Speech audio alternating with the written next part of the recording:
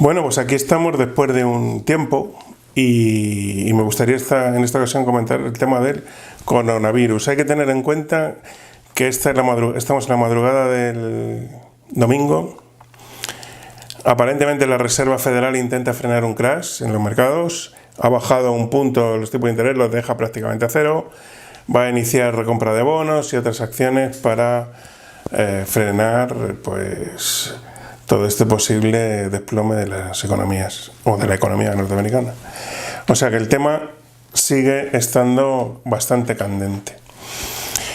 Bueno, no me gustaría cargar demasiado las tintas en relación al gobierno. Yo creo que se ha dicho ya de todo y me gustaría dar un punto de vista un poco diferente. El gobierno se ha ganado a pulso, que le digan lo que sea, ¿no? Pero vayamos a la cuestión que yo creo que es más profunda y que conviene en estos momentos pues reflexionar un poco, ¿no? Volver a la base.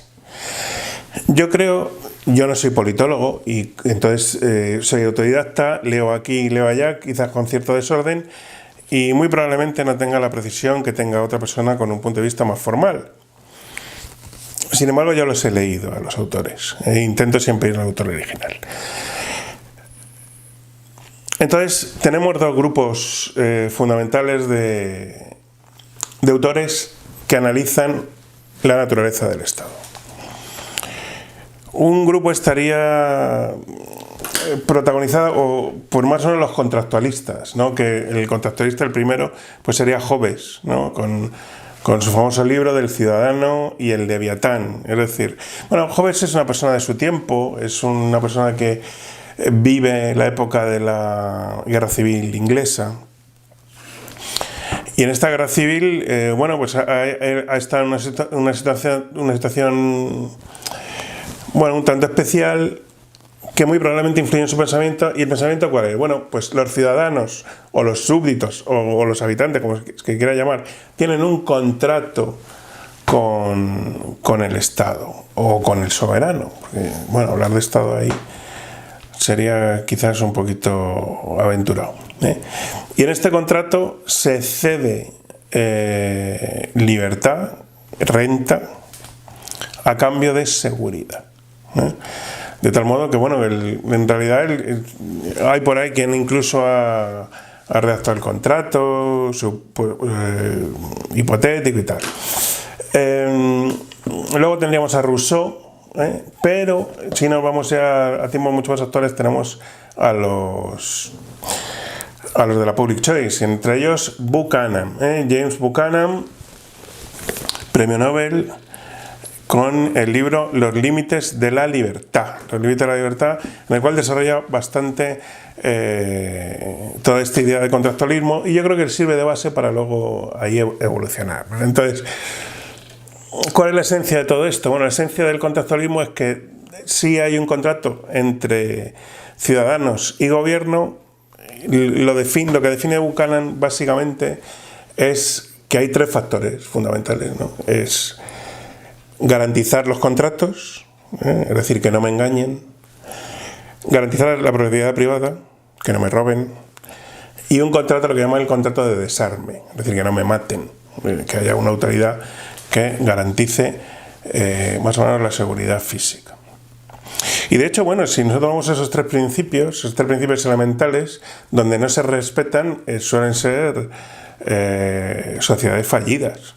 Y de hecho hay muchísimos ejemplos en los cuales estos tres factores no se cumplen. Respeto a la propiedad privada, respeto a los contratos que se hacen entre particulares, o a la ley, o una ley elemental, y respeto a la existencia, la violencia que pueda haber, ¿no?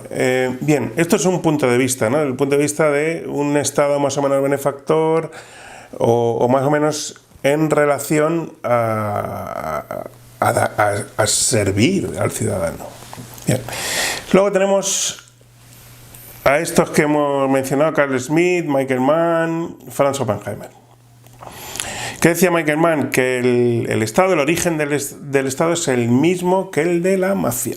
Es decir, te ofrece protección de ellos mismos. Es decir, ¿de qué te protege el Estado? Del mismo. De hecho, ¿qué es lo que mejor funciona en el Estado? Hacienda.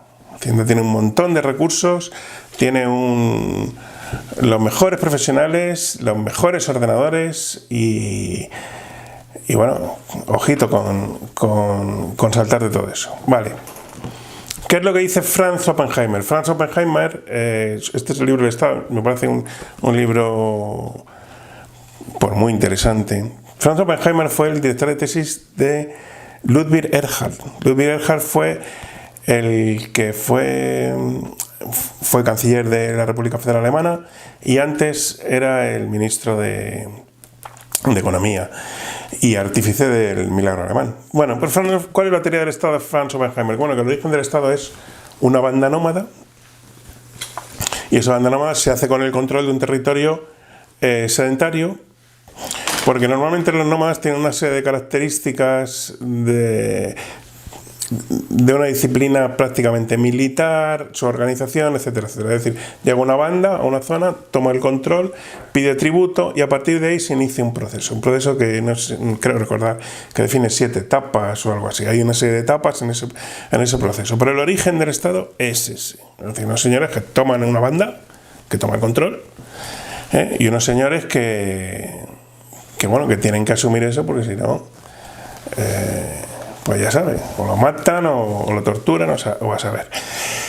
El libro está muy detallado, da multitud de ejemplos y hace un análisis sociológico, a mi modo de ver, muy potente. Lo curioso es que al final del libro dice, ¿cuál es la diferencia entre las democracias modernas y todo esto que se ha planteado? Ninguna. Estaríamos en esa situación. Entonces tenemos esos dos planteamientos. Un planteamiento contractualista y un planteamiento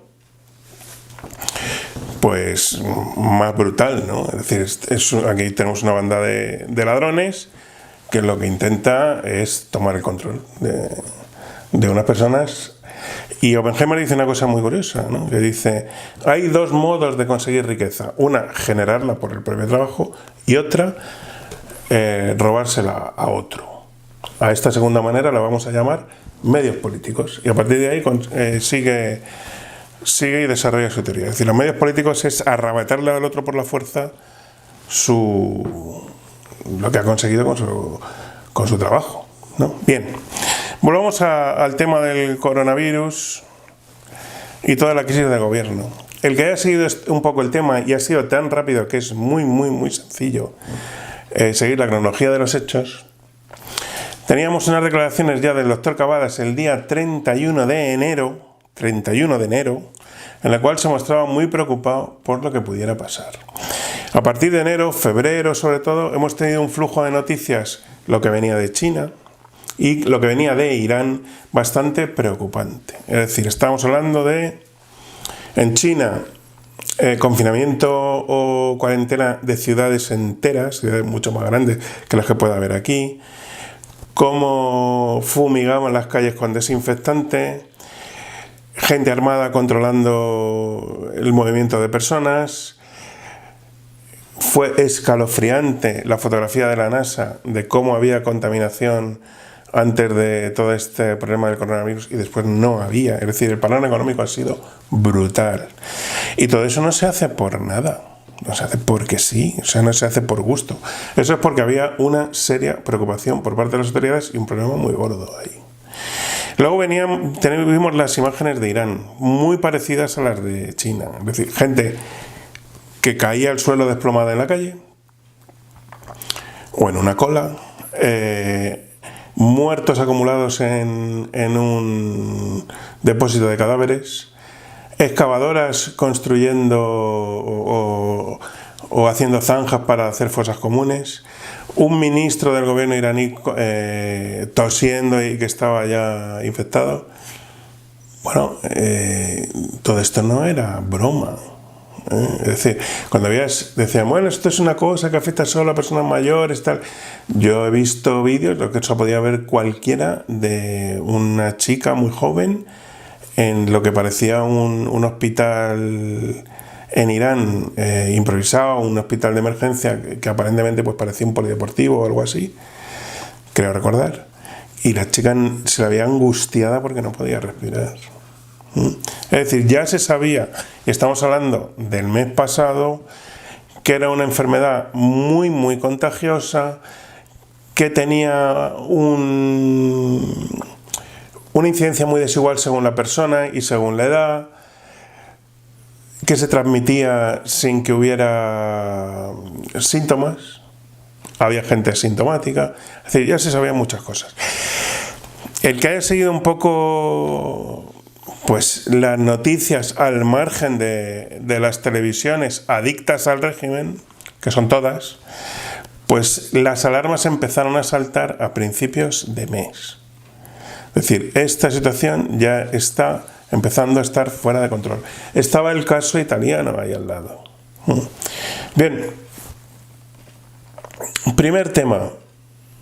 El gobierno tiene toda la información. Tiene mucha información a la que la mayor parte de nosotros no puede soñar. Nosotros pues tenemos Twitter, tenemos YouTube, está en la noticia, nos podemos meter ahí en alguna página web y hay que aprender a filtrar esa información, porque muchas veces son noticias falsas. Vale, pero el gobierno tiene una embajada en China, tiene una embajada en Italia, tiene una embajada en Irán, tiene asesores científicos, tiene toda una estructura bestial para saber exactamente qué está pasando. ¿Qué ocurre? Hasta el día 14 no tenemos una comparecencia con medidas por parte del gobierno. Y empieza a haber medidas tímidas a partir del día posterior a la famosa manifestación del 8. El día 5 ya muchos sabíamos que el tema estaba cerca de descontrolarse ya. El día 5. Se espera al 8, pero claro, es que el día 8 le estaban diciendo a la gente por televisión, estaba diciendo Fernando Simón, si mi hijo me pregunta si puede ir a la manifestación del 8M, le diré que haga lo que quiera. Eso lo estaba diciendo por televisión. Se estaba hablando de que si una gripe, que esto es como una gripe, la gripe. No, esto es otra cosa y mucho más serio. Entonces, frente a todo eso, dicen, bueno, es que este señor tiene que tener, o debería tener, un plan de contingencia. Van a hacer falta mascarillas, quién las fabrica, cómo se ponen a disposición del personal sanitario, si hace falta trajes especiales, si se pueden adaptar trajes de trabajo con químicos a esa labor por si no hay suficientes. Control de temperaturas en aeropuertos, estaciones de ferrocarril. Obligatoriedad de mascarilla en transporte público. Es decir, muchas medidas se podían haber empezado a tomar. Muchas medidas. Y no se hace nada. Después del 8 de marzo se toma alguna pequeña medida y el tema se empieza a pudrir. ¿Qué quiere decir esto? Que huele a Zapatero 2.0. Es decir, la bola crece y el gobierno no hace nada. Y cuando empieza a hacer, resulta que lo que hace, en el caso de Zapatero, fue peor que si no hubiera hecho nada. Aquí no sabemos, ya veremos qué ocurre. Bien. Toda la situación empieza a descontrolarse, empieza a haber rumores, se filtran rumores de que se va a cerrar Madrid, de que, bueno, no sé, mil cosas. Pero sobre todo hay muchas filtraciones. Y luego filtraciones que luego se mostraron que eran bastante ciertas. Bien. Y se llega ya a un punto de vista o a una situación que es un esperpento. O sea, la ministra de Igualdad, con vídeos por ahí en la manifestación, que bueno, al parecer besando a todo el mundo y infectada. La mujer del presidente del gobierno, después de la rueda de prensa, nos dicen que está infectada. Otro miembro del Parlamento infectado. Otra ministra también infectada. Es decir, como si se hubiera pillado con la guardia baja, pero no se entiende. Porque tienen toda la información. Es que no hay excusa. Es que cuando nos cobran a nosotros el dinero, cuando yo voy a comprar me cobran un IVA y cobran a todos los trabajadores, les cobran un dinero y necesitan a un servidor público de primera categoría. no alguien que no nos desborda los acontecimientos, no, yo es que no sabía, no, eso no se puede tolerar, y menos en una situación de este tipo. ¿A dónde vamos? La palabra emergencia es utilizada desde un punto de vista político para, pues no sé, como un elemento más o una palabra de propaganda. Emergencia climática, vale. Emergencia machista, vale. Estamos en emergencia alimentaria para los niños, vale. Y cuando viene una emergencia de verdad, ¿qué pasa? No, ¿qué es esto? O sea, bien. ¿Qué es lo que ocurre? Al final vemos cómo el gobierno aparentemente, o el presidente, está intentando hacer en caja de bolillos porque se empezaba a filtrar información ayer de lo que estaba pasando en el Consejo de Ministros. Que al parecer estaba intentando hacer en caja de bolillos con su socio de gobierno, más el apoyo del PNV, más el apoyo del señor Torra y Esquerra Republicana, y ahí intentando hacer caja de bolillos.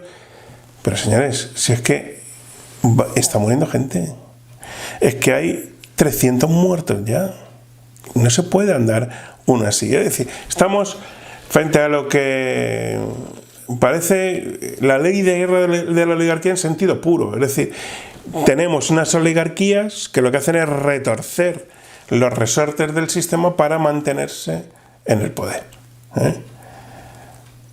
Y en la práctica la esencia de todo esto, o del Estado,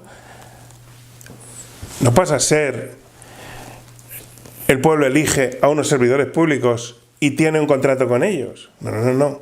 Aquí lo que tenemos es unas oligarquías que pelean por el poder y que, si nos vamos al modelo de Oppenheimer, esto es una banda de ladrones que lo que intenta es mangonear, o el modelo más contractualista, me parece que la elección está clara.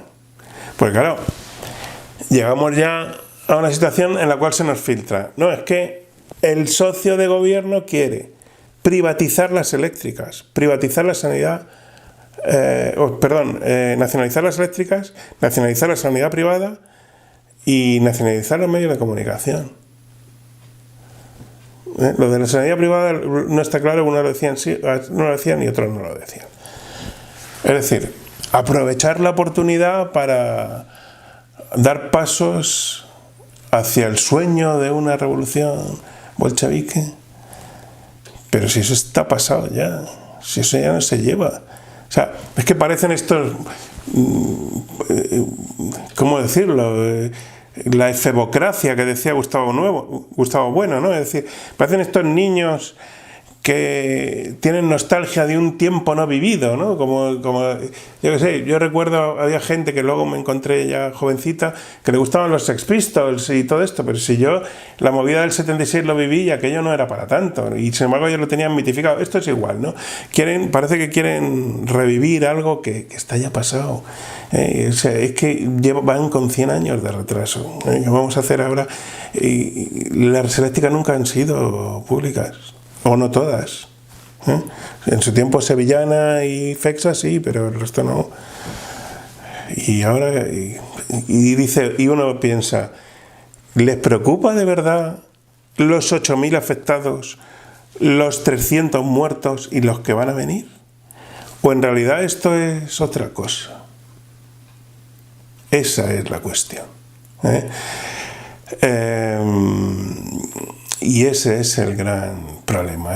Parece más bien una lucha por el poder, por ideas que están completamente pasadas de moda. Uno que escribe un libro que se llama Manual de Resistencia, que así, aguantar ahí como sea.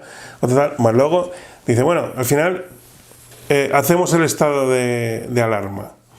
Y uno no quiere porque quiere su alarma particular, el otro quiere también su alarma particular, el control es que es un 155 encubierto, pero vamos, esto es una absoluta tomadura de pelo. Entonces, esta falta de liderazgo y esta de proactividad, el dejar que se pudra, ya lo hemos visto en el pasado. O sea, yo creo que Zapatero lo hizo, Rajoy era un maestro en esto, y ahora eso otra vez tenemos esta cuestión, cuando se tenía que haber tomado una serie de acciones mucho antes.